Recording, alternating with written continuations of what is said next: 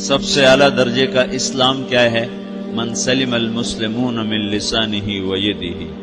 زندگی میں یہ طے کر لو، کوئی کتنا ہی تمہیں دکھ پہنچائے، کوئی کتنا ہی تمہاری بےعزتی کرے، چپ ہو جاؤ، سہ جاؤ۔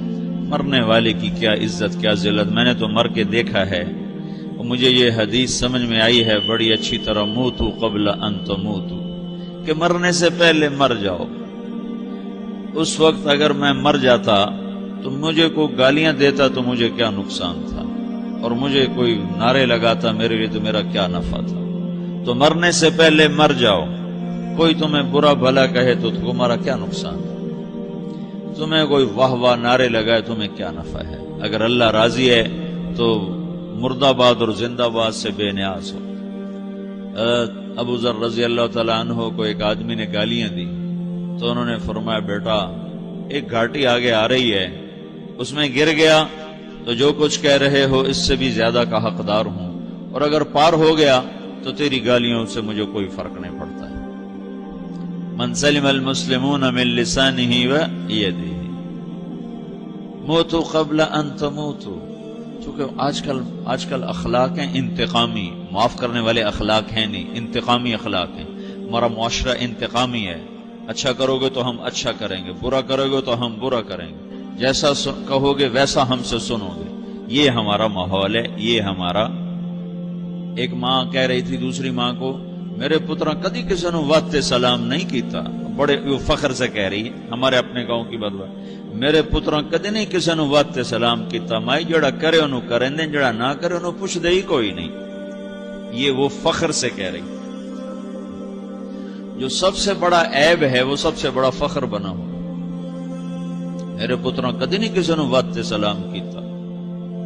جب ماں باپ نے یہ سبق دیا تو اولاد کا کیا قصور ہے؟ تو ہمارا معاشرہ انتقامی ہے، ایک کی 10 سنانے کا ماحول ہے، تو آپ 100 کی ایک بھی نہ سناؤ۔ احنف بن قیس رضی اللہ تعالیٰ عنہ پہ ایک آدمی نے چڑھائی کر کہنے لگا، ایک سناؤ گے نا تو 10 سنو گے میری طرف سے۔ تو احنف بن قیس کہنے لگے، بھائی تو مجھے 100 بھی سنائے گا نا تو میری طرف سے ایک بھی تو نہیں سنے گا۔ ایک آدمی ان کی بڑی بےزتی کر رہا تھا اور وہ چل رہے تھے اور وہ 100 گالیاں بک رہا ہے۔ جب آ گیا نا قریب شہر تو کہنے لگے، دیکھا میرا قبیلہ یہاں رہتا ہے، اگر کسی نے سن لیا نا تو تیری بڑی دھلائی کر دے گا، تو نے جو مجھے گالیاں دینی میں کھڑا ہوں یہیں تو دے لے، تو اپنا سارا زور پورا کر لے تاکہ آگے تجھے کوئی تکلیف نہ پہنچا دے میری وجہ سے۔ تو وہ پاؤں پہ گر کے معافی مانگنے لگا کہ واقعی تو بڑے حلم والا ہے۔ وہ مشہور تھے اپنے حلم میں، بردباری، اور لوگ ان کا امتحان لینے آیا کرتے تھے کہ بھئی کوئی ہے جو احنف کو غصہ دلا دے، تو لوگ ناکام ہو جاتے تھے، ان کو غصہ نہیں آتا۔ ایسے ایک عرب سردار گزرا معن بن زائدہ، وہ بھی اپنے حلم میں بڑے مشہور تھے۔ ایک دفعہ لوگوں میں شرط لگ گئی کہ کوئی ہے معن بن زائدہ کو غصہ دلائے تو ہم اس کو انعام دیں گے۔ تو ایک شاعر نے کہا، میں غصہ دلاتا ہوں، تم دیکھنا ایسے سیخ پا ہو جائے گا جیسے جانور۔ تو وہ چلا گیا اس کی مجلس میں، دربار لگا، عرب سردار تھا بہت بڑا، دربار لگا ہوا، تو کہتا السلام علیکم، میں کہا وعلیکم السلام۔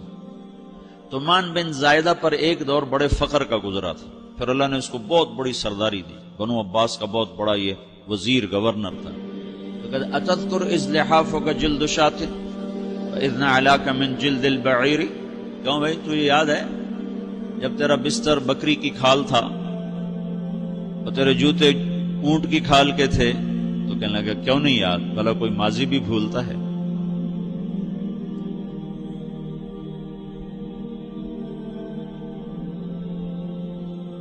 تو وہ کہنے لگا، پہلا وار تو خطا گیا، کہ فسبحان الذی اعطاک ملکا وعلمک الجلوس علی السریر۔ تو پھر ساری تعریفیں تو اللہ کی ہیں جس نے تیرے جیسے کو تخت پہ بٹھا دیا۔ کہاں بھئی ساری تعریفیں اللہ کی ہیں، میری تو کوئی اوقات نہیں۔ تو کہنے لگا سأرحل عن دیار انت فیہا وان جار الزمان علی الفقیر، جہاں تیرے جیسا حکمران ہو وہاں مجھے رہنا گوارا ہی نہیں ہے، میں یہاں سے چھوڑ کے نکل جاؤں گا چاہے کتنی تکلیف اٹھاؤں۔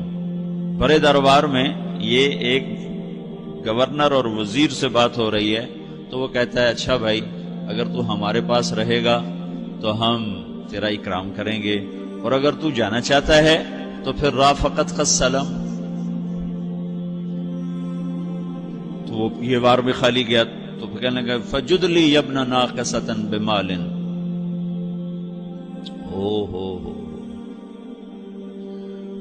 او گندی ماں کے بیٹے مجھے کچھ عطا بھی کر، میں بغیر پیسے کے سفر کیسے کروں گا؟ عرب کو کسی کو بھی ماں کی گالی دے دینا اور پھر عرب سردار ہو. فجد لی یبن ناقصۃ بمال،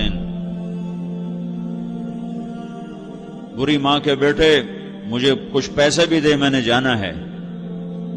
میں کہا بھائی اس کو 3000 دے دیا جائے. اللہ تو کہنے لگا قلیل ما آتیتنی و انی لأطمع منک فی الکثیر، یہ تو بہت تھوڑا تو نے دیا ہے، مجھے اور دے. کہا اچھا بھائی 3000 اور دے دو. تو وہ شاعر کی بھی آنکھیں پھٹ گئیں. کہنے لگا اب ٹھہر جا ٹھہر جا، اب میں تیری اصل تجھے بتاتا ہوں. سألت اللہ ان یبقیک ذخرا فما لک فی البریۃ من نذیر، میں اللہ سے دعا کرتا ہوں اللہ تیرے جیسوں کو سلامت رکھے، تیرے جیسا دنیا میں کسی ماں نے جنا ہی کوئی نہیں. فمنک الجود والافضال حقا وفضل یدیک کالبحر الغزیر، تو ہی سخی ہے، تو ہی کریم ہے، اور سمندر بھی تیری سخاوت کے آگے کچھ نہیں ہے. تو نے کہا اچھا بھائی تو نے ہماری برائی کی، ہم نے تمہیں 6000 دیے، اب تو نے ہماری تعریف کی، ابھی 10,000 اور دے دو اس کو. باتیں ہی رہ گئیں، باتیں ہی رہ گئیں. کہاں سے لائیں ایسے لوگ؟ ہمارا معاشرہ انتقامی ہے، بدلہ لینے کا ہے، بدلہ لینے کا. تو میرے ساتھ کیا میں نے بھی کرنا ہے. اعلیٰ درجے کا اسلام یہ سکھا رہا نہیں چپ ہو جاؤ، سلام مت بن جاؤ، سلامتی بن جاؤ، سلامتی کی علامت بن جاؤ. من سلم المسلمون من لسانہ ویدہ.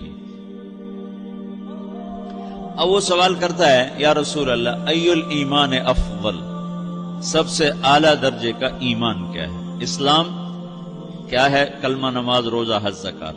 اعلیٰ درجے کا اسلام کیا ہے؟ من سلم المسلمون من لسانہ و یدہ. یہ اخلاق کا ادنا درجہ ہے، ادنا درجہ ہے. ادنا درجے پر پہنچ کر آپ اسلام میں اعلیٰ درجے پر آ سکتے ہیں. وہ سوال کرتا ہے ایمان کیا ہے؟ تو آپ نے کہا اللہ پر، فرشتوں پر، کتابوں پر، رسولوں پر، موت کے بعد کی زندگی پر، تقدیر پر.